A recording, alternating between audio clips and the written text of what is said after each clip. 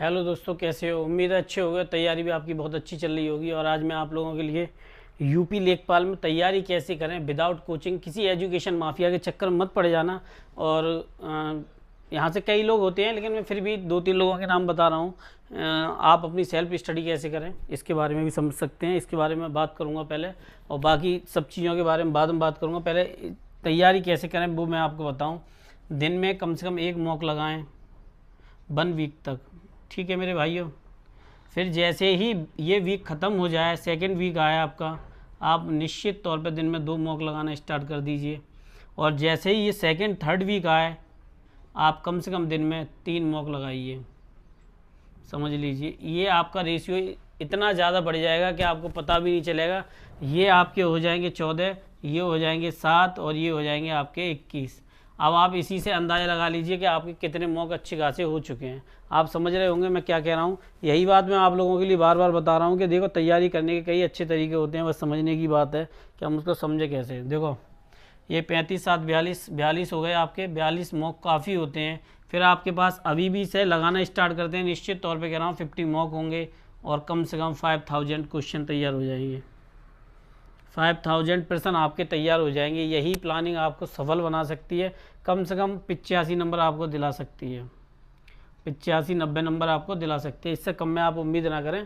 Competition बहुत high हो गया है। अगर NSIET जैसी कंपनी, बेईमान भ्रष्ट कंपनियों ने एग्ज़ाम नहीं कराया तो फिर कोई उम्मीद ही नहीं है। मैं तो कहूँगा कि बहुत से लोग शायद एग्ज़ाम भी ना दें, क्योंकि इस कंपनी ने जिस तरह धुंध काटी है। ये कंपनी मध्य प्रदेश में भी बैन है, और आज जो एक न्यूज़ थी उन्होंने बताया था कि लगभग 6 और राज्यों में ये कंपनी बैन है। समझ लीजिए आप। अब आगे क्या है मैंने बता दी। अगर ये कंपनी कराती है तो निश्चित तौर पर ये एक भ्रष्ट कंपनी है। मुझे इसके बारे में भी पता नहीं है, लेकिन फिर भी। अब दूसरी जो बड़ी चीज़ है वो मैं आप लोगों के लिए बता दूं कि 90 परसेंटाइल से कम नहीं उम्मीद रखें। अब बहुत से लोग सोच रहे होंगे, आपने सर 50 और 75 के बीच में बता दिया था, अब आप सर 90 बता रहे हैं।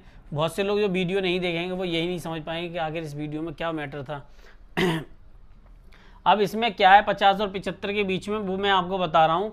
बहुत से लोगों को लग रहा होगा कि ये जो है 90 परसेंटाइल से कम पे हो ही नहीं सकता। मैंने पहले ही बताया था कि अगर कैटेगरी वाइज, वर्ग वाइज बनती है तो 50 और 75 के बीच में लगभग कह रहा हूँ 3 साढ़े 3 लाख स्टूडेंट मिलना भी मुश्किल पड़ जाएंगे। समझ लीजिए, आपको मैंने बता दिया। क्योंकि 13.5 लाख बच्चों ने तो फॉर्म ही अप्लाई किया है। आज खाद्य विभाग में भी शायद आ गया है, तो वो भी आप समझ रहे होंगे, ठीक है ना। समझ लीजिए आप। तो इसमें क्या है, 3 साढ़े 3 लाख बच्चे मिलना भी मुश्किल हो जाएंगे। मान लीजिए, मैंने आपको बता दी, छोटा सा मुझे आंकड़ा नहीं है कि फीमेल मान लीजिए आप कि 1 लाख लोगों ने फॉर्म डाला है, ठीक है। तो 1 लाख लोगों ने फॉर्म डाला है, 50 परसेंटाइल ले लूँ तो 50,000 ही तो हुए ये लोग। बताओ मुझे, 50,000 ही तो होंगे। अब मान लीजिए SC में 2 लाख हुए और 60 से ले लिया गया, 40 होंगे तो ये 80,000 के आसपास बैठेंगे। तो ऐसे करके आप समझ लीजिए कि 3 साढ़े 3 लाख भी बच्चे मुश्किल से मिलने वाले हैं, अगर 50 परसेंटाइल से 75 परसेंटाइल के बीच लेते हैं। क्योंकि आयोग ही तय करेगा, मैं तय नहीं करूंगा, लेकिन मैंने फिर भी बता दिया। अभी 50 और 75 वाले तैयारी पे लग जाएं हर हालत में। 99% यही रहने वाली है, ये समझ लीजिए। मैं गारंटी से तो नहीं कह रहा इस मामले में, क्योंकि आयोग ही तय करेगा, लेकिन मेरा जहाँ तक अनुमान है, पूर्व अनुमान, वो इतना ही रहेगा। हाँ, UPSI में जो कुछ हुआ उसमें मेरा अनुमान गलत साबित हुआ है, लेकिन वो इसलिए क्योंकि सबको पता है उसमें क्या हुआ है क्या नहीं हुआ है। लेकिन याद रखें, UPSI में जो बच्चे ट्यूटर कैंपेन या कुछ भी चला रहे हैं उनका साथ जरूर दें, उन लोगों के साथ रहें। और मैंने आपको बता दी 50 से 75 वाली तैयारी करें। अब हिंदी की कैसे तैयारी करें। हिंदी में आप लगातार प्रैक्टिस करें, 23-24 नंबर आपके आराम से आ जाएंगे। मैं कह रहा हूँ 20 से अगर आपके 24 के बीच में आ रहे हैं, ठीक है, नंबर कम थोड़ी हैं, बहुत अच्छे नंबर हैं। 20-20 करके भी हर एग्जाम में लगाओ, कितने हो जाएंगे, समझ रहे हो ना। फिर मैथ में 20-25 लोग 25-25 भी कर देंगे मैथ में, क्योंकि यूपी लेखपाल का मैथ इतना हार्ड नहीं आएगा। अगर इन दोनों को ही जोड़ लूँ 40 ये हो गए, तो आप समझ लो आपको कम से कम 40 ही और लाने हैं, यानी कि दोनों में 20-20 नंबर और लेके आने हैं। अब ग्राम समाज में थोड़ा सा दिक्कत रहता है, तो याद रखें उत्तर प्रदेश विशेष का विशेष ध्यान रखें, जनजातियों पर विशेष ध्यान दें, वो एग्ज़ाम से आती है।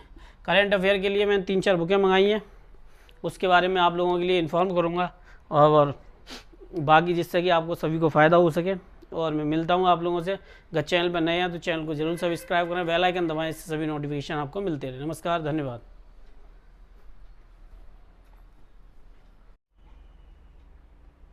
अगर आप कर रहे हैं यूपी लेखपाल की तैयारी, तो आज मैं आपके लिए ग्राम समाज और विकास की सबसे बेस्ट बुक चक्षु पब्लिकेशन के द्वारा तैयार की गई ग्राम समाज एवं विकास की बुक है, और इसको एक्सपर्ट टीम के द्वारा तैयार किया गया है। सबसे खास बात इस बुक की ये है कि जो दूसरी बुकों में नहीं है, ये बिल्कुल नए यूपी ट्रिपल एससी के पैटर्न के द्वारा, जो कि क्रमबद्ध तरीके से यूपी ट्रिपल एससी ने दिया है, वैसे ही तैयार किया गया है, बेस्ट टीम के द्वारा तैयार की गई है। इस बुक का लिंक जो है वो मैंने डिस्क्रिप्शन में दे दिया है। और सबसे खास बात बुक की ये है कि इसमें योजनाओं जैसे महत्वपूर्ण टॉपिकों को बहुत अच्छे तरीके से समझाया गया है। और सभी दूसरी बात कि 1100, आपको पता है इसमें 2 सॉल्व पेपर और 1100 से ज़्यादा बहुविकल्पीय प्रश्न दिए गए हैं, जिनको आप प्रैक्टिस करने से आप अच्छे मार्क्स ला सकते हैं कम समय में। तो इसका लिंक जो है बुक का मैंने वो डिस्क्रिप्शन में दे दिया, आप वहाँ से जाके इसको परचेज़ कर सकते हैं और आप खरीदिए जल्दी से। अगर आपको पसंद आएगी, बहुत ही अच्छे आपके नंबर लाने वाली बुक है ये।